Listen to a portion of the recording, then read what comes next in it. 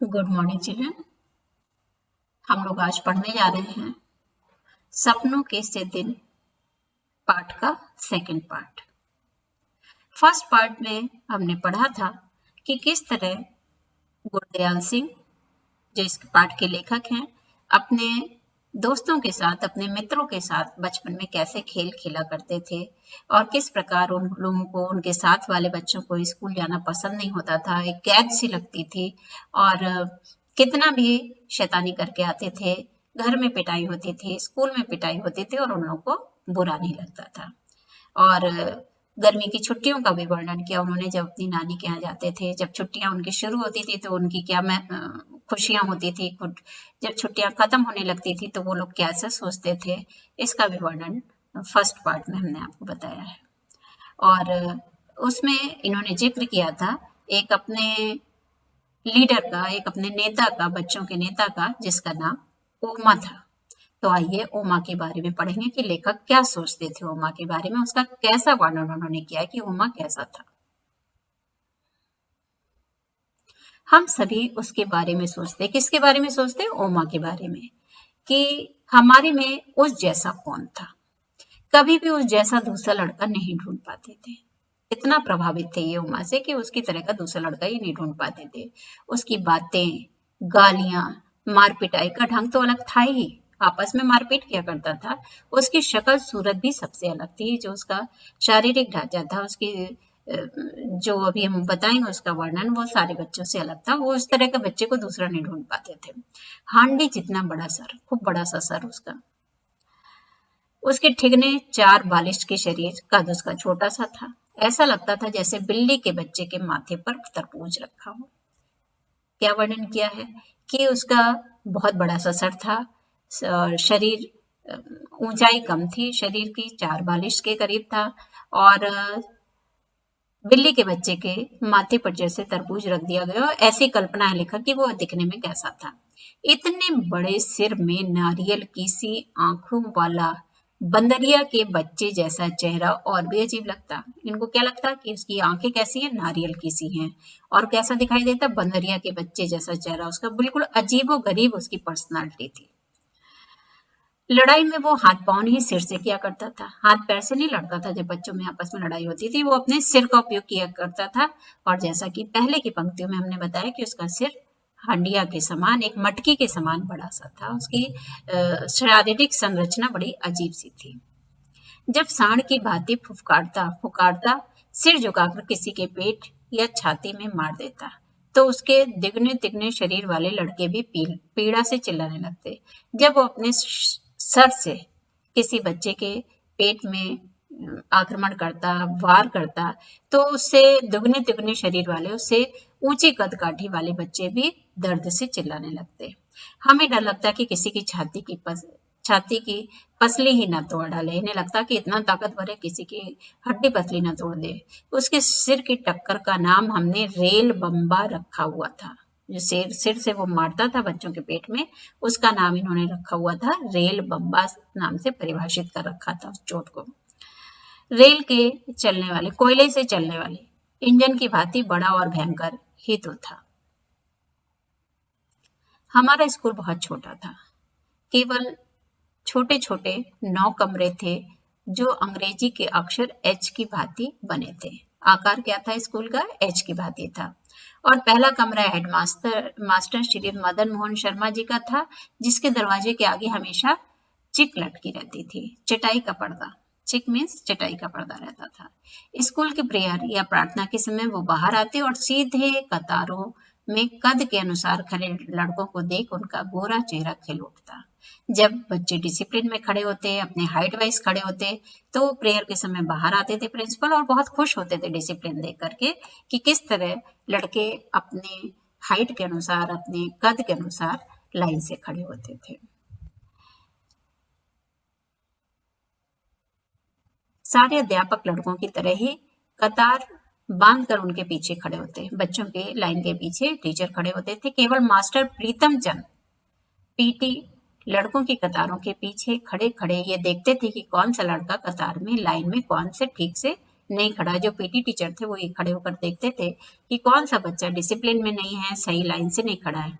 उनकी घुड़की तथा ठुड्डों के भय से हम सभी कतार के पहले और आखिरी लड़के का ध्यान रखते कि हम सीरियल ऑर्डर में खड़े हैं, हाइट वाइज खड़े हैं, डिसिप्लिन में खड़े हैं। इतना डरते थे अपने पीटी टीचर से कि सब लाइन में आगे पीछे वाला बच्चा विशेष ध्यान रखता था कि कोई गड़बड़ी नहीं। सीधी कतार के साथ साथ हमें ये ध्यान भी रखना होता था कि आगे पीछे खड़े लड़कों के बीच की दूरी भी एक सी हो, बीच का गैप जैसे आप लोग स्कूल में रखते हैं 1 हैंड गैप, उसी तरह बच्चों के गैप भी एक से दूसरे बच्चे के बीच में बराबर होना चाहिए था। सभी लड़के उस पीटी से बहुत डरते थे क्योंकि वो जितना सख्त अध्यापक ना कभी किसी ने देखा ना सुना था। जरूरी है पीटी टीचर का डिसिप्लिन पसंद करना बहुत जरूरी है। अगर वो सख्त नहीं होगा, स्ट्रिक्ट नहीं होगा, तो बच्चे में डिसिप्लिन नहीं आएगा। तो बहुत सख्त थे, ऐसा उन्होंने कभी लेखक ने ना कभी सुना ना देखा था। यदि कोई लड़का अपना सिर भी इधर उधर हिला लेता या पांव से दूसरी पिंडली खुजलाने लगता, जो स्वाभाविक रूप से बच्चे करते हैं, एक पैर से दूसरे पैर को खुजलाते हैं, अपने शूज साफ करने लगते हैं, तो अगर वो देख लेते तो बाघ की तरह झपट पड़ते और खाल खींचने के मुहावरों को प्रत्यक्ष करके दिखा देते। खाल खींचना अर्थात पिटाई करना। परंतु हेडमास्टर शर्मा जी उसके बिल्कुल उलट स्वभाव के थे, बहुत शांत थे, बहुत सरल थे। वो 5वीं और 8वीं श्रेणी को अंग्रेजी स्वयं पढ़ाया करते थे। 5वीं और 8वीं क्लास के बच्चों को वो इंग्लिश स्वयं पढ़ाते थे। हमारे में से किसी को भी याद नहीं था कि 5वीं श्रेणी में कभी भी उन्हें किसी गलती के कारण किसी की चमड़ी उधेड़ते देखा या सुना गया हो। तो बहुत सरल स्वभाव के थे और स्नेह था उनको बच्चों से। अभी पीटी टीचर का उदाहरण दिया लेखक ने कि वो किस तरह से चमड़ी उधेड़ देते थे, किस तरह से पिटाई कर डाल देते थे बच्चों की यदि बच्चे डिसिप्लिन में नहीं रहते थे। इसके ठीक विपरीत जो उनके हेड मास्टर थे शर्मा जी, वो 5th और 8th क्लास को अंग्रेजी स्वयं पढ़ाते थे, इंग्लिश स्वयं पढ़ाते थे, लेकिन उनको आज तक किसी ने किसी की गलती के कारण भी पिटाई करते हुए नहीं देखा। तो अधिक से अधिक वह गुस्से में बहुत जल्दी जल्दी आंखें झपकाते। सबकी अपनी अपनी तरीके होते हैं गुस्सा प्रकट करने के। तो वो क्या करते थे कि बहुत जल्दी जल्दी जब गुस्सा आता था, क्रोध आता था, कोई बच्चा गलती करता था, कोई बच्चा काम नहीं करता था, कोई बच्चा डिसिप्लिन में होता था, अनुशासनहीन हो जाता था, तो वो क्या करते थे गुस्से में उनकी आंखें झपकने लगती थी बहुत जल्दी जल्दी और अपने लंबे हाथ की उल्टी उंगलियों से एक चपत हमारी गाल पर मार देते थे। लेखक ने कहा कि जब भी वो गुस्सा होते थे, जब कोई कोई बात उनके विपरीत होती थी, तो वो खाल उधेड़ने की जगह पे क्या करते थे, उनको खुद अपने शरीर पर उनकी आंखें तेज तेज से पलक झपकने लगती थी और अपने हाथ की उल्टी उंगलियों से वो क्या करते थे, एक चपत लगा देते थे बच्चों की गाल पे। तो मेरे जैसे कमजोर शरीर वाले भी सिर झुकाकर मुंह नीचा किए हुए हंसते थे। मतलब इतने सरल, इतने सहजता से वो दंड भी देते थे कि बच्चों को हंसी आ जाती थी। वो चपत तो जैसे हमें भाई भीखे की नमकीन पापड़ी जैसी मजेदार लगती। इनको मजा आता था प्रिंसिपल से मार खा करके। और जो तब पैसे की शायद 2 आ जाया करती थी, उनको उतना ही आनंद आता था जैसे एक नमकीन पापड़ी बेचने वाला था भीखा, वो क्या करता था कि पैसे की 2 पापड़ी बेचा करता था। तो इनको ये चपत इतनी अच्छी लगती थी कि इनकी तुलना कहाँ पहुंच गई, वो भीखे की नमकीन पापड़ी से, कि इतनी अच्छी लगती थी उनको वो मार वो चोट कि पापड़ी से इन्होंने उसकी तुलना कर दी, उपमा दे दी। ये अपने हेड मास्टर की पिटाई का बिल्कुल भी बुरा नहीं मानते थे और ना ही वो इस उद्देश्य से पिटाई करते थे कि बच्चे को कहीं चोट लग जाए। परंतु जब भी स्कूल हमारे लिए ऐसी जगह नहीं, तब भी स्कूल हमारे लिए ऐसी जगह नहीं थी जहाँ खुशी से भागे जाए। कोई आकर्षण नहीं था इनको स्कूल के प्रति कि नहीं हमको आज स्कूल जाना ही है, खुशी नहीं होती थी इनको। ऐसा लगता था किसी जेल में बंद कर दिया गया है। पहली कच्ची श्रेणी से लेकर 4थी कक्षा तक केवल 5-7 लड़कों को छोड़ हम सभी रोते चिल्लाते ही स्कूल जाया करते हैं। आमतौर पर आजकल के बच्चे खूब खुशी खुशी स्कूल जाते हैं, लेकिन उस समय कुछ बच्चे ही बिना रोए गए स्कूल जाते थे। मतलब 5वीं और 4th क्लास तक, 4थी श्रेणी तक भी बच्चे जो जाते थे रोते चिल्लाते हुए ही जाया करते थे। तो आज की परिस्थिति और उस समय की परिस्थिति के अंतर को आप स्पष्ट देख रहे होंगे। जो लेखक ने वर्णन किया आपने कि 5 क्लास तक, चौथी क्लास तक केवल कुछ बच्चों को छोड़कर बाकी सब रोते चिल्लाते स्कूल आया करते थे। परंतु कभी-कभी ऐसी सभी स्थितियों के रहते स्कूल अच्छा भी लगने लगता। ऐसा नहीं हमेशा खराब लगता था स्कूल, कभी-कभी अच्छा भी लगता था। जब स्काउटिंग का अभ्यास करवाते समय पीटी साहब नीली-पीली झंडियां हाथों में पकड़वाकर 1 2 3 कहते हैं। जब पीटी टीचर क्या करते, स्काउटिंग का अभ्यास करते और इनके हाथ में नीली-पीली झंडियां पकड़ाते और क्या कहते 1 2 3 ऊपर नीचे दाएं बाएं करवाते, अर्थात हाथ में कोई सामान लिए रहते, पीटी करते। और तो इनको बहुत अच्छा लगता जब वो झंडियां हवा में लहराती और फड़फड़ाती झंडियों के साथ खाकी वर्दियों तथा गले में 2 रंगे रुमाल लटकाए। आपने देखी होगी स्काउट की ड्रेस की, खाकी रंग की ड्रेस होती है लड़कों की, बॉयज की, और गले में नीला रुमाल लटकाए रहते हैं। अभ्यास किया करते, प्रैक्टिस किया करते, तो इन्हें बहुत मजा आता था। हम कोई गलती ना करते तो वो अपनी चमकीली आंखें हल्के से झपकाते, कहते शाबाश। यदि बच्चों से कोई गलती नहीं होती स्काउटिंग के दौरान तो पीटी टीचर क्या करते, शाबाश इनको कहते। Well begin again, well begin again, 1 2 3 3 2 1। उनकी एक शाबाश ऐसे लगने लगती जैसे हमने किसी फौज के सभी तमगे जीत लिए, उनके बड़े बड़े अवार्ड जीत लिए उन्होंने। कभी यही एक शाबाश सभी मास्टरों की ओर से हमारी सभी कॉपियों पर साल भर को की लिखी गुड्डों, गुड का बहुवचन, अब गुड का उन्होंने क्या कर दिया, गुड्डो कर दिया, से अधिक मूल्यवान लगने लगती है। तो कभी यही शाबाश, ये जो टीचर इनको शाबाश कहते, तो चाहे इनको कितने भी गुड मिले हुए हों वो उससे अधिक मूल्यवान लगता। कभी ऐसा भी लगता कि कई साल की सख्त मेहनत से प्राप्त की पढ़ाई से भी पीटी साहब के डिसिप्लिन में रहकर प्राप्त की गुडविल बहुत बड़ी थी। परंतु यह भी एहसास रहता कि जैसे गुरुद्वारे का भाई जी कथा करते समय बताया करते थे कि सतगुरु के भय से ही प्रेम जागता है। गुरुद्वारे में क्या बताया जाता था कि सतगुरु के भय से ही प्रेम जागता है। ऐसे ही पीटी साहब के प्रति हमारे प्रेम की भावना जग जाती है। पीटी टीचर जब इनको शाबाश कहते, बच्चों को शाबाश कहते, तो अचानक इनके मन में प्रेम की भावना जगने लगती, डर से प्रेम की भावना जगने लगती। इन्होंने उदाहरण दिया कि जिस तरह गुरुद्वारे में सतगुरु के भय से ही प्रेम जागने लगता है। कथा जब सुनाई जाती है तो उसमें सतगुरु के बताया जाता है कि सतगुरु के भय से प्रेम जागता है। तो यह ऐसा भी है कि आपको रोज फटकारने वाला कोई अपना यदि साल भर के बाद एक बार शाबाश कह दे, रोज डांटता हो, रोज कमियां निकालता हो, लेकिन एक बार आपको शाबाशी दे दे, आपको अपने शब्दों से पुरस्कृत कर दे, तो वो चमत्कार सा लगने लगता है। हमारी दशा भी कुछ ऐसी हुआ करती थी। लेखक बहुत खुश होते थे उस शाबाश शब्द को सुन करके, क्योंकि मन में डर समाया रहता था पीटी टीचर का। हर वर्ष अगली श्रेणी में प्रवेश करते समय मुझे पुरानी पुस्तकें मिला करती थी। उस समय बच्चों को नई पुस्तकें बहुत मुश्किल से मिला करती थी। एक ही पुस्तक लगातार कई वर्षों तक चला करती थी, तो एक कक्षा के लोग, परिचित लोग क्या करते थे कि अपने पुरानी पुस्तकें दूसरे बच्चों को दे दिया करते थे, तो बहुत इन्हें पुरानी पुस्तकें ही मिला करती थी और बच्चों को भी गम नहीं होता था कि हम पुरानी पुस्तकों से पढ़ रहे हैं। हमारे हेडमास्टर शर्मा जी एक लड़के को उसके घर जाकर पढ़ाया करते थे।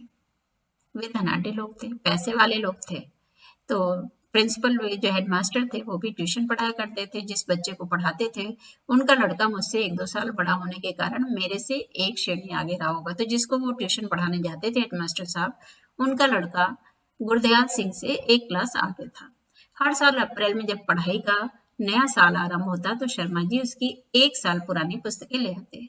हेडमास्टर जी क्या करते कि जिस बच्चे को ट्यूशन पढ़ाते थे उसकी पुरानी किताबें ले आते, और हमारे घर में किसी को भी पढ़ाई में दिलचस्पी नहीं थी, लेखक के घर में किसी को पढ़ाई में दिलचस्पी नहीं थी।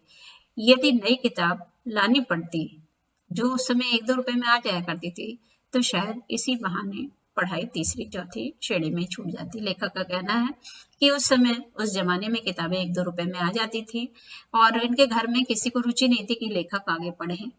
तो हेडमास्टर जी क्या करते थे कि हो सकता है इस बच्चे की पढ़ाई छूट ना जाए, तो जहाँ वो ट्यूशन पढ़ाने जाते थे वहां उस बच्चे की किताबें ला करके लेखक को दे दिया करते थे।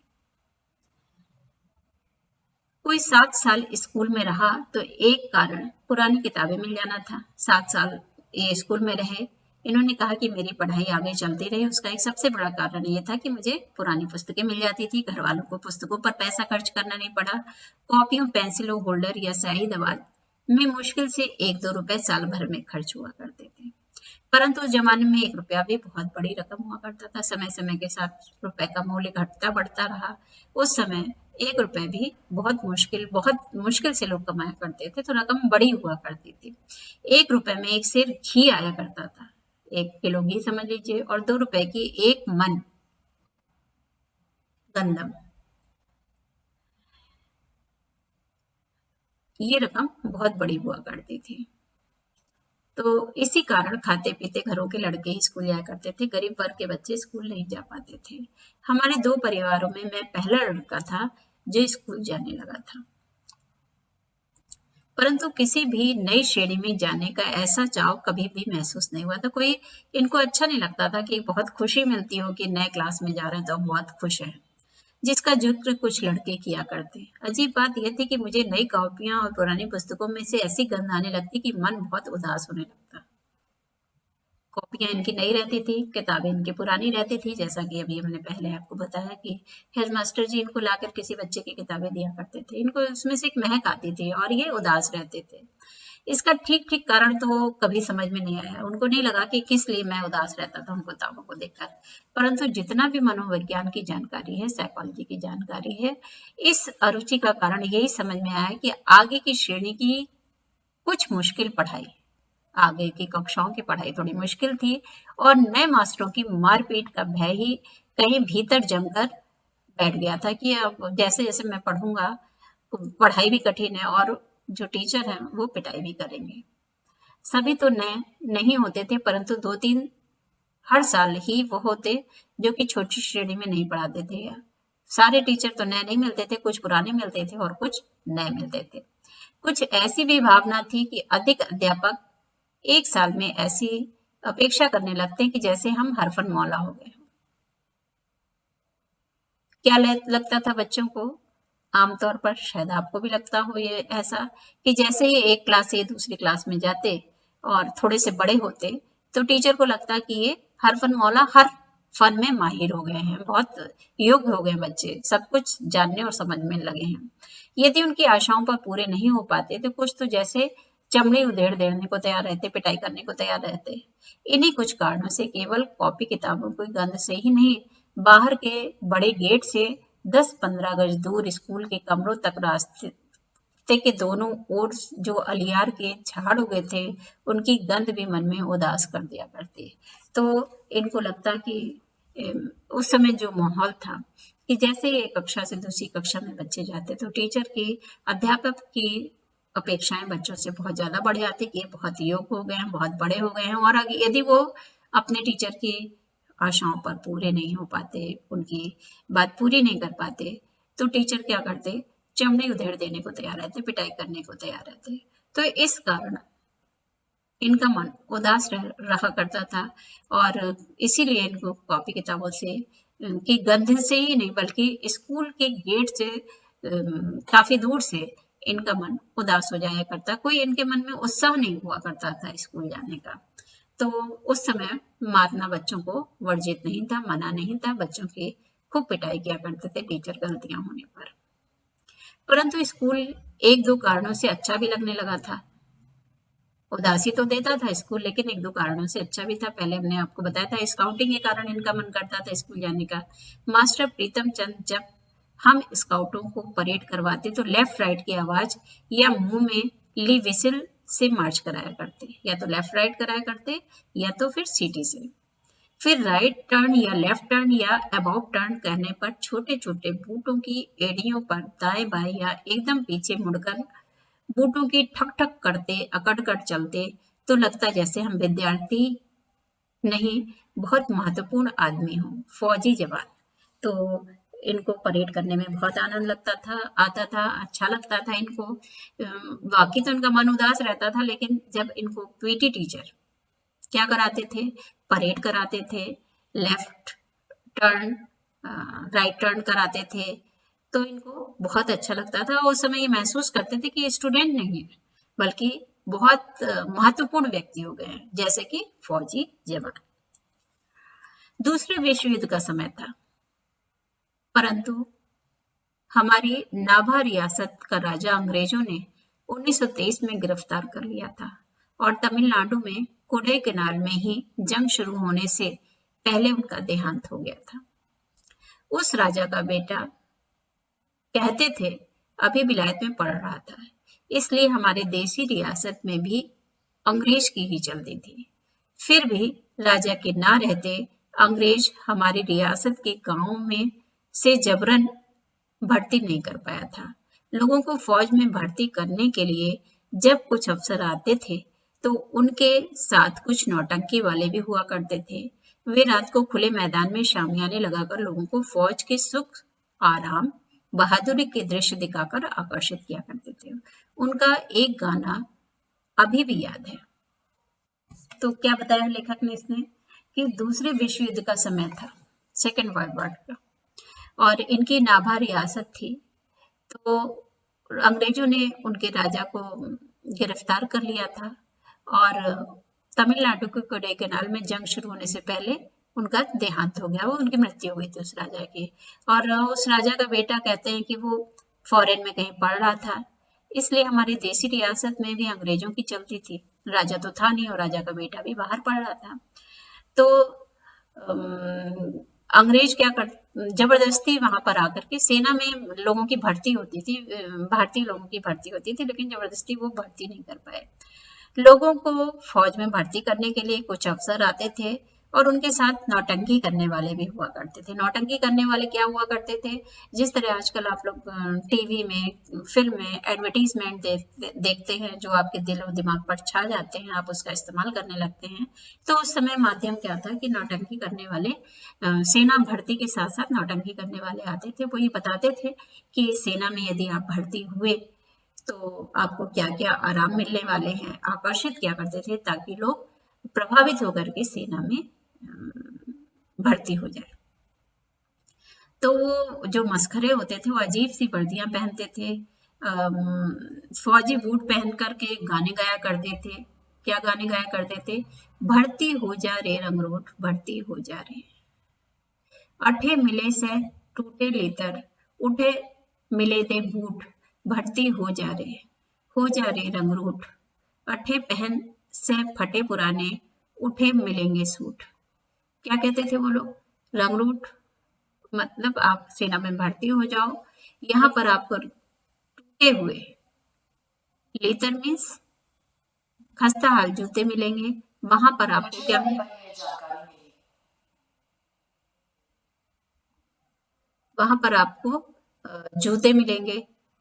भर्ती हो जा रहे रंगरूट, भर्ती हो जाओ, यहाँ पर आपको फटे पुराने कपड़े मिलेंगे और वहां पर आपको नए सूट मिलेंगे। भर्ती हो जा रहे रंगरूट। इन्हीं बातों से आकर्षित हो नौजवान भर्ती के लिए, सेना में भर्ती के लिए तैयार हो जाया करते हैं। कभी कभी हमें भी महसूस होता है कि हम भी फौजी जवानों से कम नहीं हैं।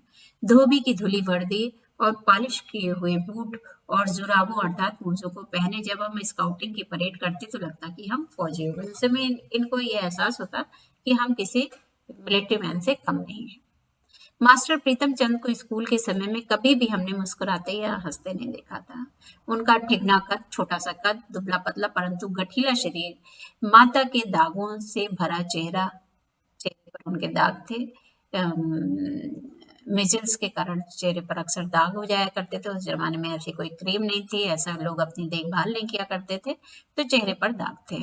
और बाज सी तेज आंखें, खाकी वर्दी, चमड़े के चौड़े पंजे वाले बूट, सभी कुछ ही भयभीत करने वाला हुआ करता।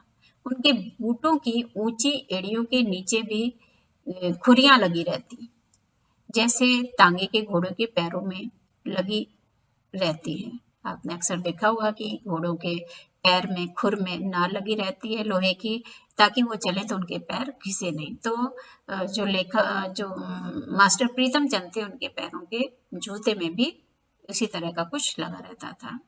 अगले हिस्से में पंजों के नीचे मोटे सिरों वाले कील ठुके होते।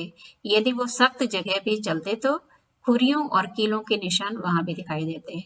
यदि वो किसी कठोर धरती पे चल रहे होते, कहीं गीले पे, तो जब वो चलते तो उनके जूतों के निशान बन जाया करते थे, क्योंकि नीचे कीलें लगी रहती थी। हम ध्यान से देखते, इतने बड़े और भारी भारी बूट पहनने के बावजूद उनके टखनों में कहीं मोच तक नहीं आते थे। उनको देखकर हम यदि घर वालों से बूटों की मांग करते, तो प्राय बच्चे जिस टीचर से प्रभावित होते हैं, जिसके व्यक्तित्व से प्रभावित होते हैं, तो वो उसके कॉपी करना चाहते हैं। तो इनको प्रीतम चंद मास्टर तब ये रूप बहुत अच्छा लगता था, तो ये अपने घर वालों से बूटों की मांग करते। तो वो माँ बाप क्या कहते कि तुम्हारे टखने टेढ़े मेढ़े हो जाएंगे, सारी उम्र सीधे नहीं चल पाओगे। जबकि मास्टर प्रीतम चंद को इन्होंने कभी भी टेढ़े मेढ़े चलते नहीं देखा। बहुत सख्त थे, बहुत ज्यादा उनमें अनुशासन था, और कभी भी सीधी चाल थी उनकी बिल्कुल।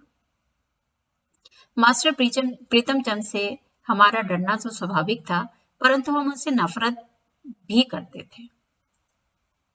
कारण तो उसका मारपीट था। हम सभी को, जो मेरी उम्र के हैं, वो दिन नहीं भूल पाया जिस दिन वो हमें चौथी श्रेणी में फारसी पढ़ाने लगे थे। न केवल वो पीटी टीचर थे, बल्कि वो इनको फोर्थ क्लास में, जब ये फोर्थ स्टैंडर्ड में थे, तो फारसी पढ़ाने लगे। हमें उर्दू का तो तीसरी श्रेणी तक अच्छा अभ्यास हो गया था, उर्दू इन्होंने सीखी थी क्लास 3 तक, परंतु फारसी तो अंग्रेजी से भी मुश्किल थी। मुश्किल होती है फारसी भाषा।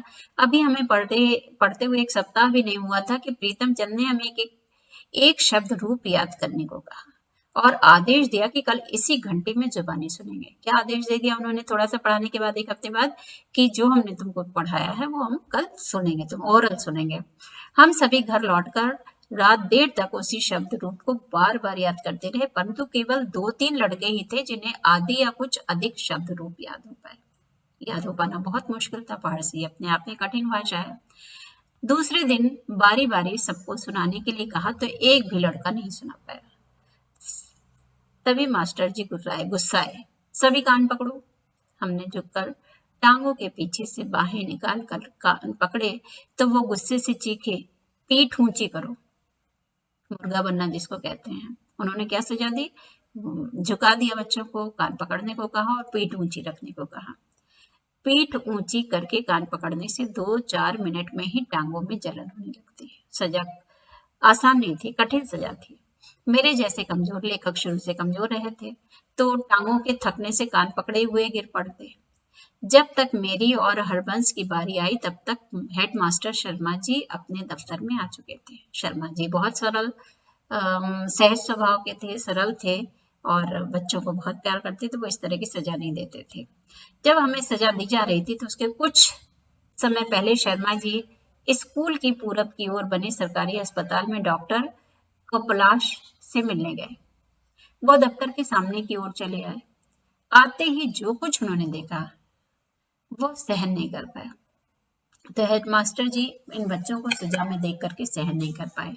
शायद वो पहला अवसर था कि वो पीटी प्रीतम चंद जी की उस बर्बरता को सहन ना कर पाए हों। बहुत उत्तेजित हो गए थे, बहुत आक्रोशित हो गए थे, बहुत एक्साइटेड हो गए थे, बहुत गुस्सा आ गया था उनको बच्चों की इस सजा को देख करके। क्या बोला उन्होंने? What are you doing? Is it the way to punish the student of fourth class? Stop it at once. उन्होंने क्या किया कि आप क्या कर रहे हो? क्या ये फोर्थ क्लास के बच्चों को सजा देने का तरीका है? इसको अभी बंद करो। हमें तब अंग्रेजी नहीं आती थी, बच्चों को तो पता नहीं था आपस में क्या बात हो रही है, क्योंकि उस समय 5वीं श्रेणी में अंग्रेजी पढ़ानी शुरू की जाती थी। फोर्थ क्लास से अंग्रेजी की कक्षा शुरू होती थी, अंग्रेजी विषय शुरू होता था। परंतु हमारे स्कूल के 7वीं-8वीं श्रेणी के लड़कों ने बताया था कि शर्मा जी ने क्या कहा था। जो 7th और 8th स्टैंडर्ड के बच्चे थे, उन्होंने बता दिया कि शर्मा जी ने पीटी टीचर से क्या बोला था। क्या चौथी श्रेणी को सजा देने का ये ढंग है? इसे फौरन बंद करो। शर्मा जी गुस्से से कांपते बरामदे में ही अपने दफ्तर चले गए। बहुत गुस्सा आ गया था हेडमास्टर जी को कि इतना अत्याचार इतने छोटे बच्चों के साथ। फिर जब प्रीतम चंद कई दिन तक स्कूल नहीं आए, तो यह बात सभी मास्टरों की जुबान पर थी कि हेड मास्टर शर्मा जी ने उन्हें मुअत्तल कर दिया है, निलंबित कर दिया, सस्पेंड कर दिया है और अपनी ओर से आदेश लिखकर मंजूरी के लिए हमारी रियासत की राजधानी नाभा भेज दिया है। वहाँ हरजी लाल नाम के महकमाए तालीम महकमाए तालीम शिक्षा विभाग के डायरेक्टर थे। कौन थे? हरजी लाल जी, जिन जिनके लिए ऐसे आदेश की मंजूरी आवश्यक थी। उस दिन के बाद ये पता होते हुए भी कि पीटी प्रीतम चंद को जब तक नाभा से डायरेक्टर बहाल नहीं करेंगे, उनका सस्पेंशन खत्म नहीं करेंगे, तब तक वह स्कूल में कदम नहीं रख सकते। जब भी फारसी की घंटी बजती तो हमारी छाती धक धक करती फटने को आती, परंतु जब तक शर्मा जी स्वयं या मास्टर नौहरिया राम जी कमरे में फारसी पढ़ाने ना आ जाते, हमारे चेहरे मुरझाए रहते। फिर कई सप्ताह तक पीटी मास्टर स्कूल नहीं आए क्योंकि सस्पेंड थे वे। पता चला कि बाजार में एक दुकान के ऊपर उन्होंने जो छोटी छोटी खिड़कियों वाला चौबारा किराए पर ले रखा था, जो उनका घर था उसमें कई खिड़कियां थी और वो वहीं पर आराम से रह रहे थे क्योंकि सस्पेंड तो थे ही।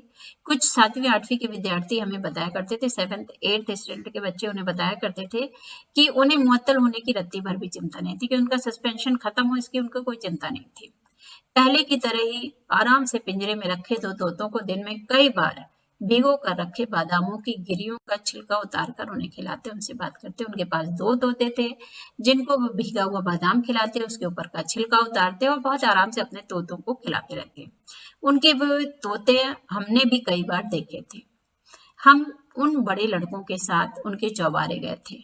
लेखक बड़े क्लास के बच्चों के साथ उनके चौबारे में गए थे, जो लड़के पीटी साहब के आदेश पर उनके घर का काम करने जाया करते थे। परंतु हमारे लिए चमत्कार ही था जो प्रीतम चंद चिल्लाकर मार मार कर हमारी चमड़ी तक तोड़ देते। मुझे ये जानकारी मिली, वो अपने तोतों से मीठी मीठी बातें कैसे कर लेते हैं। क्या तोतों को उनकी दहकती पूरी आंखों से भय नहीं लगता था? हमारी समझ में ऐसी बातें तब नहीं आ पाती थी। बस एक तरह इन्हें अलौकिक ही मानते थे। तो प्रस्तुत पाठ में लेखक ने बताया, सेकंड पार्ट में आपने देखा कि किस तरह जब इनके पीटी टीचर इनको फारसी पढ़ाने के लिए आए तो बच्चों को जब एक चैप्टर जो भी पाठ उन्होंने एक हफ्ते में पढ़ाया था तैयार नहीं हो पाया तो उन्होंने पनिशमेंट के तौर पर बच्चों को मुर्गा बनाया। 4th क्लास के बच्चे बहुत छोटे उम्र के होते हैं। जब इस दशा में हेडमास्टर साहब ने, शर्मा जी ने बच्चों को देखा तो उन्हें बहुत गुस्सा आया और उन्होंने उन पीटी टीचर को सस्पेंड कर दिया था। पीटी टीचर को भी कोई खास चिंता नहीं थी कि उनका सस्पेंशन खत्म होता है या नहीं होता है। उन्होंने बाजार में ही एक दुकान के ऊपर एक चौबारा जैसा किराए पर ले रखा था, चौबारा जिसमें चारों तरफ खिड़कियां ही खिड़कियां थी और आराम से उसमें रह रहे थे। 7th और 8th के बच्चे अक्सर उनसे मिलने के लिए जाते थे और उन्होंने देखा कि उन्होंने 2 पिंजड़े में 2 तोते पाल रखे थे और उनको वो आराम से बादाम खिलाया करते थे। बादाम की गिरी भिगोकर उसमें से छिलका उतार कर खिलाते थे। लेखक ने भी उनके तोतों को कई बार देखा था और उन्हें ये लगता था कि ये तोते क्यों नहीं डरते टीचर से, पीटी टीचर से, और उनसे ये कैसे मीठी मीठी बातें कर लेते हैं। क्या तोतों को उनसे, उनकी आंखों से डर नहीं लगता है? हाँ, लेखक ने कहा कि हमारी समझ में ऐसी बातें तब नहीं आती थी, बस इसे अलौकिक ही मानते थे, इस संसार से परे ही मानते थे। तो ये थी कहानी सपनों के से दिन। जो समय हमारा बीत जाता है, जो हमारा बचपना बीत गया है, हमारा, आपका, सबका, शायद वो दिन हमारे लिए सपनों जैसे ही हो जाते हैं, एक इतिहास बन जाते हैं, कहानी बन जाते हैं। तो लेखक ने अपने बचपन की उन्हीं घटनाओं का जिक्र किया है, उन्हीं घटनाओं के बारे में बताया है जो उन्होंने महसूस की थी, जो उनके साथ बीती थी। किस तरह पढ़ाई को वो लोग एक बोझ समझते थे, किस तरह लेखक ने मास्टर जी के द्वारा, अपने हेड मास्टर के द्वारा पुरानी पुस्तकों को पढ़कर आगे तक की पढ़ाई की। पहले स्कूल में टीचर बने, फिर उसके बाद वो प्रोफेसर भी बने और ये हमने आपको जब उनके बारे में बताया था तो बताया था कि जब वो कॉलेज में पढ़ाने के लिए गए प्रोफेसर होकर के, तो उनको अपने ही उपन्यास पढ़ाने का अवसर मिला। तो ये था सपनों के से दिन पाठ का सेकंड पार्ट।